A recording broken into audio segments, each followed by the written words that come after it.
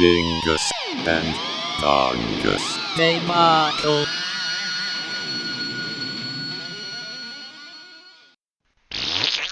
Episode 44. Neither of those are alcoholic. Nope. Cheers to spicy water, Yes. which is not alcoholic. But, Isn't spicy water usually alcoholic? Isn't that... that's fire water. Oh. Fire water. Got it. Mm-hmm. Okay. I do have some of that with me, though. But you're doing the pink grapefruit. I am. What other color grapefruits are there? Well, I mean, I guess technically there's yellow, like, outside, right? But it's all pink on the inside, isn't Yes. it? That's my favorite flavor, by the way. Pink Yeah. on the inside. Well, just pink. Like, how do you like your steaks? Pink. Pink. What's your favorite Starburst flavor? Pink. And women. Mine's lemon lime. Green. The more you know. Actually, it's just lime. There is It's no just lemon. lime? Yeah. Oh. Well, I'm glad we started with a lie. That's how you get rid of bodies, right? Yeah, of course. Douse it in lye.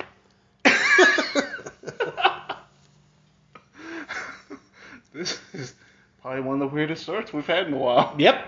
It just happened. It's the nature of the Dingus and Dongus debacle. It just happened.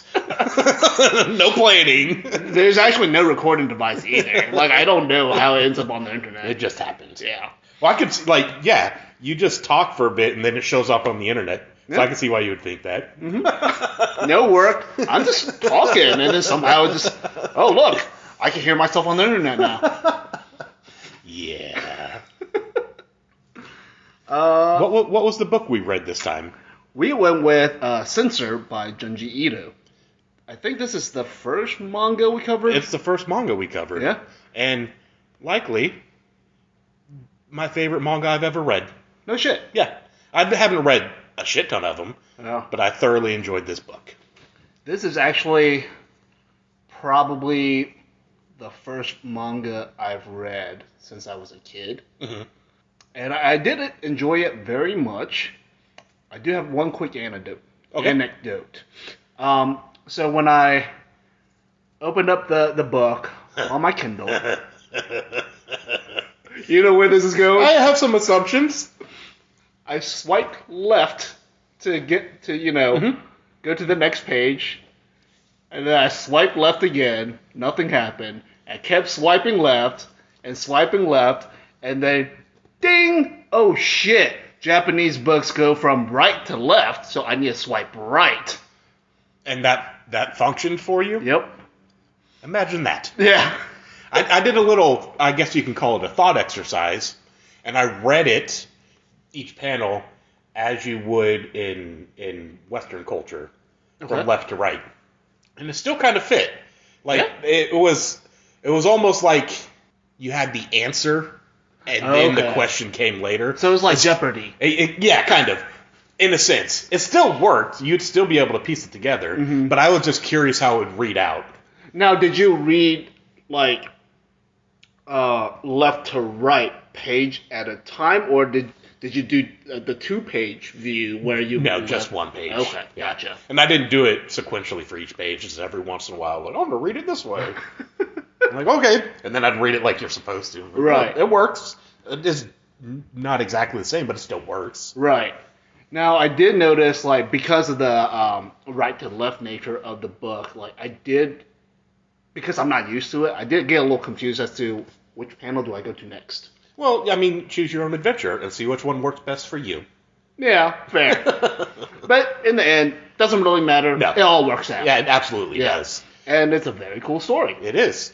I think this is what should replace the Western Bible. This is a great religious story. I'm a big fan of it. And also, just since we're on top of the manga, before we get into the story, a lot of times, especially with like Hellsing over there, or the more action-oriented comic books, it could be a jumbled mess. Yeah. Because it's all black and white. Usually, Actually, I don't think I've seen any color manga. It's all been black and white. Like, Okay. literally black and white, no grayscale or anything. And it's super hard to determine what's going on a lot of the time. This book was very clear. Yeah. You could see I'm not saying it was good art. A lot of it was kind of static, Right. but it was very clear. Now, the monster-ish stuff was super cool. Yeah, like, you can definitely tell, like, that's where all the detail and attention went. Right. Yeah, it's those big panels, especially that big, giant, like, space. It reminds me of Eternity from Pretty Marvel, much, yeah. but a monster. Yeah. So, there was that. I'll just say the clarity of the art was appreciated. Mm-hmm. I can't speak to it being good art, but Right. overall. But, yeah, some of your normal panels, it seems like, bare minimum to get the idea across of what's going on. Right. Well, and it's my understanding that most creators there being Japan, are writing and doing the art and trying to churn out a million things as fast as possible, right? That's their... And then isn't it, like, at least some publications, it's like a weekly thing? Yeah. That's fucking So I can hard. understand why I was like, let's just get through this, do what we need to do. But And the lack of color. fair, yeah. I don't know how he publishes stuff. His stuff is, my understanding, a little different. It's not one continuous IP. Okay, so he maybe approaches it more like a novelist, maybe like, I'm going to work on this one book. Right. That's how I'm assuming it's done. Yeah. But I'm not an expert. Not even close. So Right. that's what our audience can tell us. Yeah! Audience participation! Yay! Yay. So to the story, Okay, how do you feel? as for the story, I thought it was a cool concept. Like these, especially since it introduced me to the idea of these like volcanic hairs. Mm-hmm. I didn't know that was a thing. So that is it? It is. Okay, so 100%. it's not just part of the storytelling. No, okay. it's like legit. Like, Okay. Yeah, volcanoes. Sometimes you'll see like these clumps and strands that are kind of hair-like. Yeah. That's essentially like, I guess, little strands of lava that cooled in the air and shit. That's cool. It's like cotton candy. Okay. Yeah, kind of like that. Just spicy cotton candy? Yeah. I'm going to keep using that Spicy. throughout this whole episode. I don't know how, but you heard it here. It's coming up again. See if you can count them all. Audience participation. It's the title of this episode is the spicy one. Spicy butt. Spicy butt. Spicy butt. I can't wait until we actually work that in. Spicy butt. But yeah, so the general premise of the story is there is a volcano. I forgot which volcano it is in Japan. That produces these strange version of the volcanic hairs. Normally they are like kind of grayish black, but in this location it's like golden. Mm-hmm. And there is a little village that essentially Is that the base of the volcano Yeah. in a nutshell? yeah. And they have an ancient history of, this one missionary who came over to preach about Jesus and stuff. Jesus and his spicy butt. Jesus and the Spicy Butts. It's a Beatles tribute band. Because John Lennon said that they're bigger than Jesus. Yeah, I'm just thinking it's the follow-up to Sgt. Pepper. Jesus and the spicy butts. Yes. But this was during when this emissary? Yeah. I don't know. Missionary. Missionary, that's Yeah. the word. Came over was when I forget the era. Edo. Edo? I think that's what it was said. Where they were basically like, no Christians. Mm-hmm. Slashy. And I'm like, yeah, let's do that again. So, I mean, they were hiding this missionary. Right. And then as a part of the punishment, when they got found out, they all got pushed into the volcano, including the... Well, didn't they get crucified first? Oh, they did get crucified. Yeah. And then they kicked And then knocked him in, yes. Which is just a lot of extra work. Yeah. Like, that's unnecessary. We're not going to pay for this. Right? It's a lot of extra work, but it's also extra humiliating, I suppose, to have to lug a giant cross up a volcano. Yeah, knowing what's coming. Maybe they didn't know what was coming. Maybe. Oh, you think they just gonna get crucified up there for a bit? Yeah. It's like, oh, we'll leave you guys there for like about 3-ish days, and then we'll come back and get you guys. I don't know. We'll bring sandwiches. Yeah. I mean, there's no Romans around, so they're not going to get stabbed, right? That's true. But they have katanas. Yeah. And lots of big ass spears, and there's a lot of like sharp, pokey things. It wasn't a reference to Japan not having sharp objects. Of course, there are sharp objects.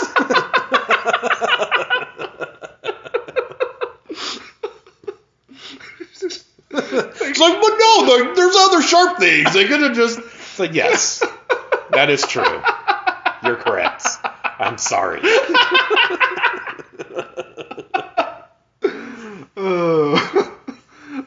But anyways, missionary and villagers got pushed in, and that's when the volcano started spewing out these golden lava hairs. Angel hair. Yeah, that's what it's called. And I thought it was fantastic when I read that, because initially my mind was like, angel hair, oh, that's drugs.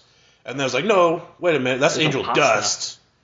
Right, and I was like, angel dust is the drug. Angel hair is pasta. And so my whole brain, when I read it, went through that scenario. I was like, drugs and pasta. And it's just not either of those. But now that I think about it, I kind of wish it was the pasta. Because the villagers, after the angel hair started flowing down, just let them gather everywhere, sit in their hair. Yeah, they didn't give a fuck. Yeah. So now I kind of want to see a version where like the village is covered in pasta. Really thin, brittle pasta. Right. But there's magical nature to these angel hairs, right? Yes. Essentially, they allow individuals who have these angel hairs kind of like sitting on them and embedded in them to basically have some sort of ESP. They sense more about the world around them. They can know if you're there with their eyes closed, and in extreme instances they could like see what's out in the edge of the universe. Yes. Traveling the cosmos with their pasta hair, basically. Well, it's astral projection in a sense, too, right. Isn't it? Yeah. But I want to circle, let's back up a little bit. Okay. Traveling the cosmos with their pasta heads. Is this the pre-evolution version of the flying spaghetti monster? Yes, it is. Yes. This is the origin? The origin of it. This whole village that was covered, and they just let it happen. They let everything get completely covered, and they're cool with it. Mm-hmm. They're like, well, you know what? All right, this is fine. It's okay. So like you and I, we both have long hairs, right? Yes. It gets annoying sometimes, right? A little bit. Especially when it gets like up right in your face, like tickling your nose and all that shit. Yes. Imagine that, but like someone else's hair. Yeah, someone else's hair on your hair. It's like, I get annoyed because my hair's curly. They don't know it, you know it, and it gets like clumped up. Yeah. So then I like pull it out and throw it away. Like it would be annoying to have someone else's hair do that in my hair too. Right? I was like, God damn it! And the problem with my own. I don't need your hair. But then, okay, so back to the story. Modern day, right? There's this lady who shows up at the village and it's bright golden hair and.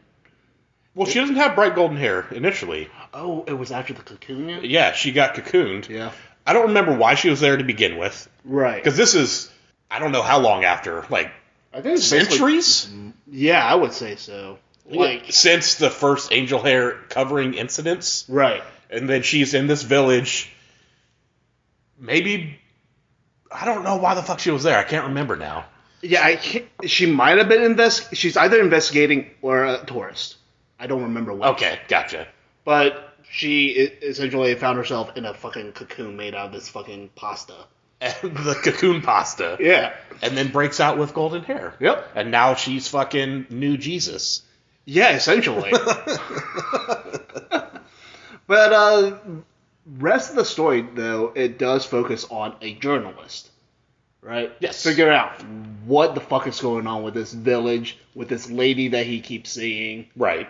and bugs that have human faces. Oh, it was The suicide bugs. the suicide. So she goes to this cliff where everyone just like jumps and whatever, and there's like a tea house. And when she's at the tea house, the little bugs that like dart under your feet to die have weird human face. Mm-hmm. And when I first saw that first panel when the tea house employee lady was gonna step on one, like the bug noise appeared in my mind, and it sounded like step on me. That's how it looks. The way I sounded just now is how it looks. Am I wrong? Like, It does have this very like you guys can't see it, but like we're both doing. Yeah. Do the thing where you like kind of make your neck disappear into your shoulder. Yeah. That's what it looks like. Yes. And like kind of put your head back as well. Just be very uncomfortable. Yeah. But actually, that was probably one of my favorite parts of the book. The suicide bugs? Yeah, the suicide bugs fucking ruled. Especially when the lady gets like really fucking pissed and just starts stomping yeah. all over them. Just gooing everywhere. Whew. And did they ever actually reveal like why they were bugs? I don't think they did they? I want to... Oh, shit. I don't know if I'm making this up now. Maybe I am. Maybe it's the actual story. I thought it was like the souls of the people that died committing suicide. But why did they turn to bugs? I don't know. Because they got reincarnated as a bug. Oh, okay. That's a new manga. That one time I got reincarnated as a bug. And the whole manga is about this bug that just goes and kills itself by getting stepped on. It's actually just like most of the book is literally just this sequence in this book. Yeah. You just get like one extra page of the dude committing suicide and then turning into a bug. Yes. And then it jumps into Junji Ito censor. Yes. And you level up because most of those are like level up game thingies. You level up every time you die. Oh, shit. So that's why you want to constantly get stepped on and die. So you can level up. What is that like a real thing? No, that's just what I made up right now. Oh, okay. I thought that's what those books are about. No, those books are about leveling up, but not dying. Oh, okay. Got it. But, I mean, they initially die because they're reincarnated. Right. But, you know. So when you die as a bug and you level up, do you get to be a bigger bug? Yeah. Until eventually you can step on humans. Yo, that rules. Just constantly be a bigger bug. If you're lucky, you get to be a roly-poly and just roll over people. Shit. Godzilla, I can't remember the name, that turtle thing that rolls around. You become that? Yes. What's its name? I know it. We know it. Yeah, we know it. Yeah. We know it. There's going to be a weird edited segment in there where I just say the name. It's going to have like different background noise. Right. Like, you record it while you're like outside. yeah. Or like at a bar.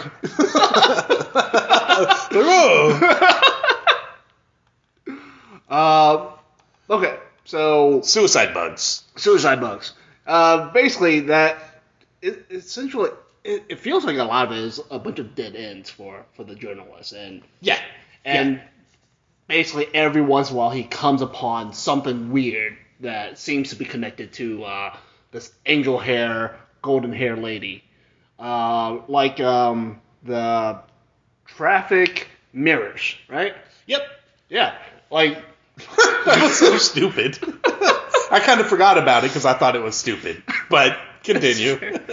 So, like, dude was just driving on the road, and then another car, like, cuts him off or something, and then just runs into a traffic mirror that helps you see around the corner. Mm-hmm. And the dude was like, "Oh, hey, you okay? You okay?" Weird dude who runs into the mirror is like, "Yeah, whatever, bye."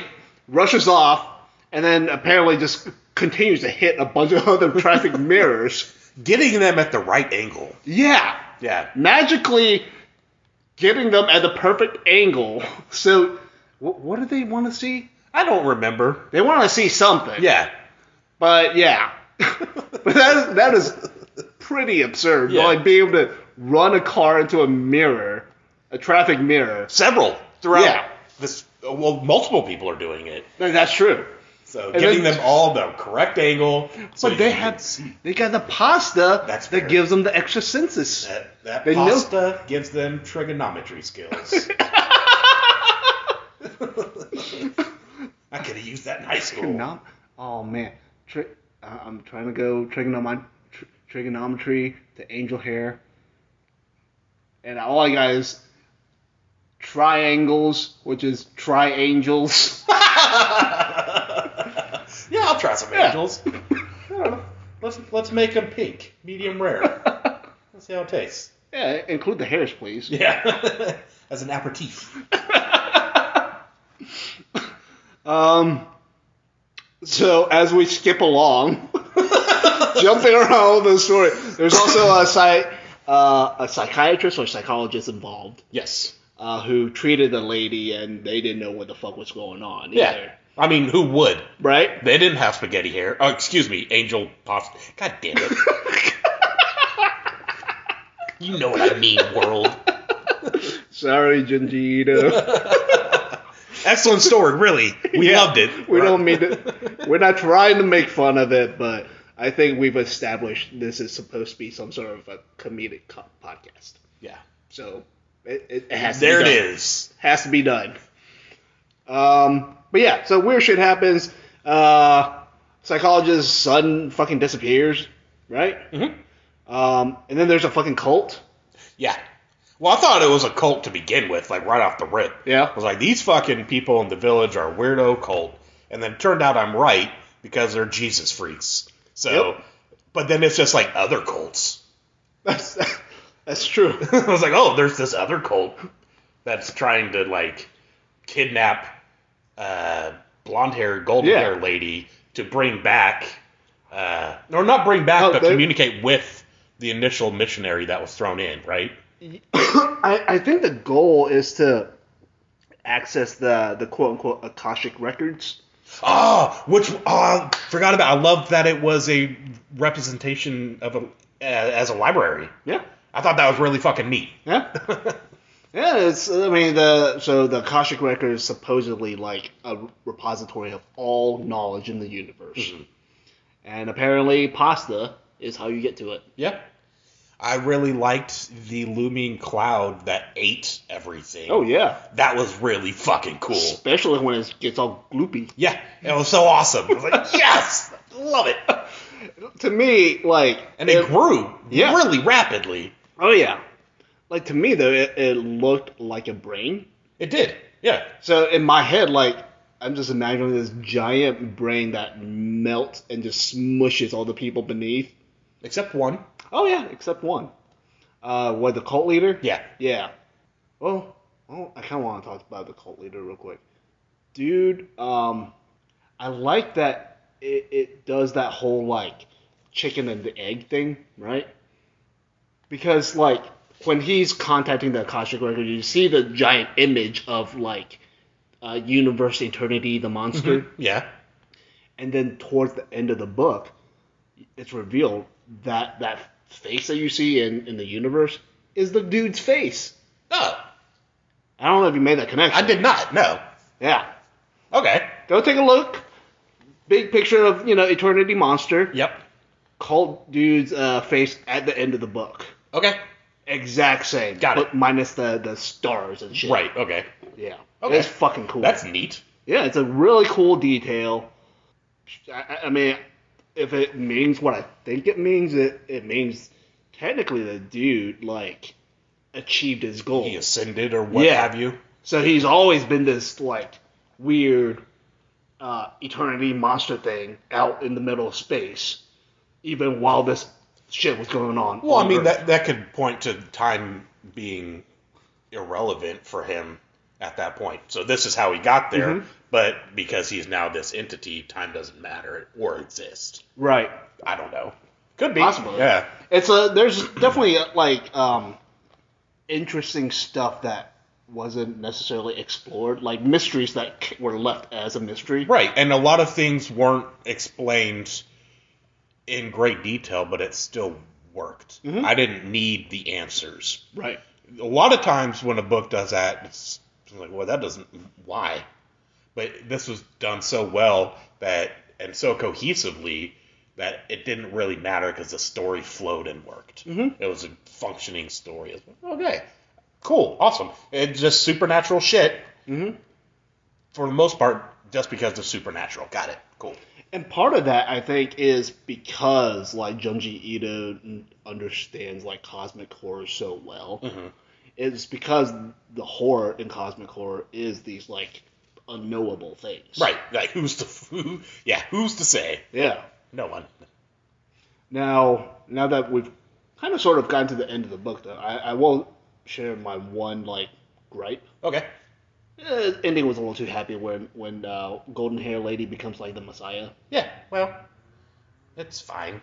It's Yeah. serviceable. What would you have rather have seen? Something more bleak. Not necessarily like, oh, humanity is actually doomed, but no happy endings. Okay. I can go with that. Yeah. Not necessarily bad guy wins, but just like no one wins. Yeah, nobody wins. We're all just insignificant ants in the grand scheme of things, and That would have been a probably better ending. Yeah, I mean it's more true to the whole Lovecraftian horror, cosmic horror idea, but at the same time, I get it. It's been done a lot. Yeah. Yeah. So maybe Junji Ito felt the same and wanted to do something a little different, but I didn't feel like it landed the way it should have, at least for me. I thought it was fine. Yeah. Like So I hadn't really read anything else of his. I've watched some anime based on his work and hated it. It was not good. But Holly has some stuff that, this is pretty good too. So now I might venture out and read some other shit because I loved it. I really enjoyed this book, so I'm curious to see what more there is. Right. And like from what I kind of know about him, he has a lot of like material out there, right? Yeah. Like, he has written tons of books already. Yeah. Well, yeah, I think like I would probably, when there's a sale, I'll probably pick up one or two more. Yeah. And I did notice there's a live action adaptation of, I think, his book Uzumaki. Okay. That's on Prime, and I might check that out as well. No reason not to. Yeah. I'm lay in bed and put some bullshit on. Okay, cool. Exactly. Yep. So we listened to Sorceress by Opeth, the great Swedish no longer heavy metal band. Nope. This was out, I forget, late 20-teens maybe? I think so. Yeah. So I like in my head, after Blackwater Park, there was Smokey album, Shack, Tree with Heads, and then this album. okay. That's how I remember it. I remember Deliverance and like Damnation. Oh yeah, that did happen. And before. I forget which one is which. I just know the one CD because I bought the CDs. One CD is black and one CD is white. The black one has like a lot of death metal stuff in it. It's not straight death metal, and the white one's like a weird acoustic almost album. Yeah. And I forget which name fits with each. Anyway, that's the last time I listened to any Opeth. Yeah. That stuff and before. Well, maybe I listened to Ghost Reveries once.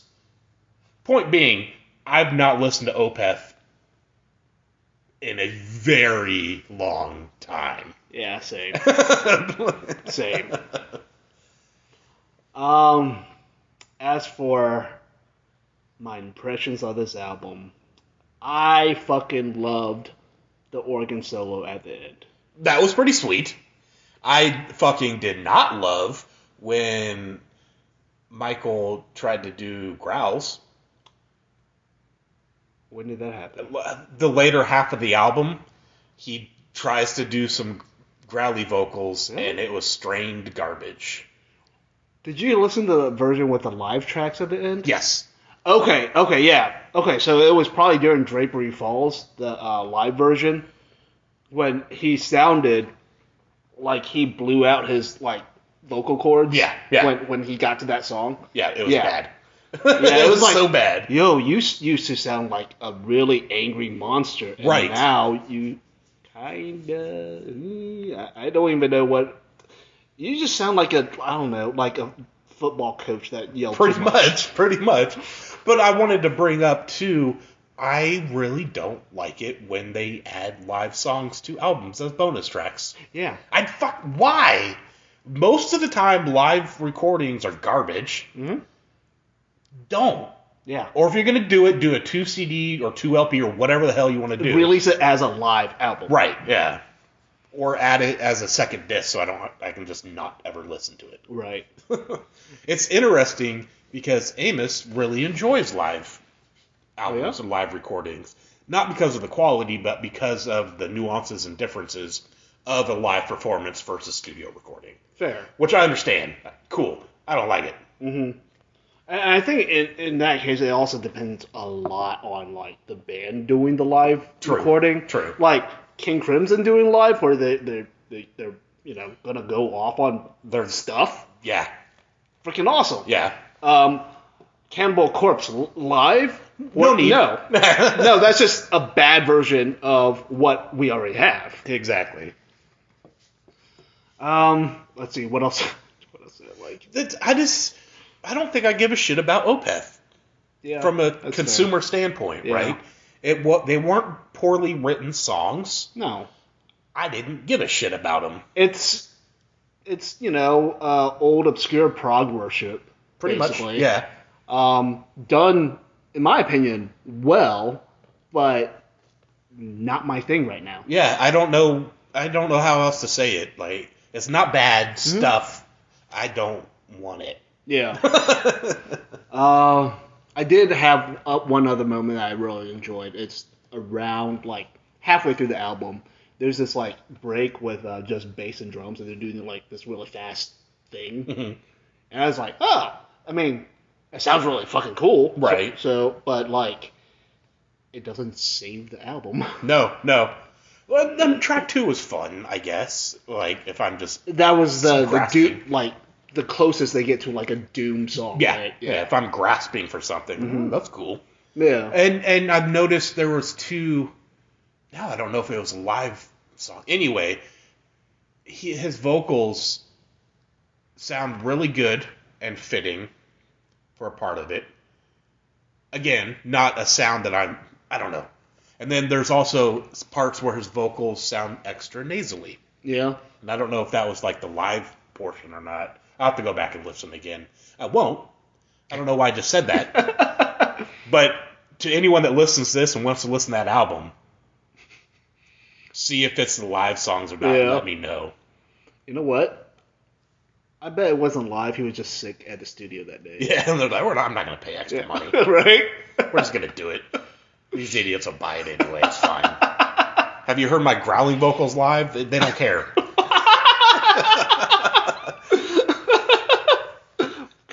We've got our audience on the leash. Yeah, they throw their bras up on stage. Still, to this day. I don't know if they do. The only reason why this was on the list is because they played at the new-ish venue. Yeah. And I was considering going. So, I hadn't seen them in forever. I think Mastodon was opening. I was like, I haven't seen them forever either. Like, fuck it. I'll go see a show. And then tickets were like $60 or some nonsense. Oof. So I was like, I'm not going to go. I was like, I won't pay $60 for you guys. I just won't. And I found out later through Aaron that they were selling tickets at the door for like $25. No shit. I was like, God damn it. If I would have just went, I'd be more than happy to pay $40 even for those two bands. God damn. I don't think it's necessarily worth it, but I like live music. Yeah. And I hadn't seen either in such a long time, sure. Mm-hmm. 60, no. But that made me think, again, as we opened this segment, I hadn't listened to them in ages. Mm-hmm. Like, well, let's put it on the list, That's something, let's just do it. Right. So that's how this wound up in your ear holes. That's fine. I wish you could have seen his gesture. It's like, that's fine. It's like, I forgive you, man. It's fine. I was actually a little mad at first when I pulled up the album because I saw it was fucking 90 minutes. Yeah. I was like, God damn it! You went and found the one without the bonus tracks, I assume? Or just stopped listening? No, I listened to the whole 90 minutes because I thought that was like the whole album. Okay, 3 songs comprise 30 minutes because there's 3 cover songs, and the rest of the album is about an hour long. So that's 3 songs, Yeah. 30 minutes. Yeah. Well, I mean, that's Opeth. Yeah. They got to work for them bras. Right. It's quantity over quality. In this case, feel bad because they're like really good musicians. They absolutely are, and we're just pricks. Yeah, that's what it is. All I'm saying is it doesn't do it for me. Yeah, no, not my thing. No, I don't even have an urge to go back and listen. Yeah, to older stuff. I just don't. Well, speaking of older stuff, if you had to choose, what would be your favorite of the older stuff? I don't know. Yeah. I don't know. I don't know. You never liked them enough to have a favorite? No, I have the ones that I bought. Yeah. And I don't even remember all the ones I bought. I don't know. I don't have an answer for you. Fair. I think if I had to choose one, it's either going to be Orchid or Morning Rise. I mean, sure. Yeah. Yeah. When they're dumb kids. I'm going to go that's flip through my CD binder, just grab one. The first one you see? This is my favorite. This one. It's not even Opeth? Yeah. It's just another O band. Yeah, it's OTEP. I don't own an OTEP album. There was a time when I kept getting the two confused. Well, I can see why. Yeah. There's an O and a T and a P. Yep. And an E. And an E. I totally get it. Yeah. Just like poet. That's all these people are. Yeah. It's just damn artists. More like fartists. But I will say, this album did inspire a pick that I just put on the list. Oh, okay, yeah. Cool. Yeah. I'll have to see what that is, and we'll discuss it in 6 months. Yep. Ish. Yeah. Hell yeah. So remember this episode, people, when we talk about that thing in the future. Yeah. Spicy butts. Spicy butts.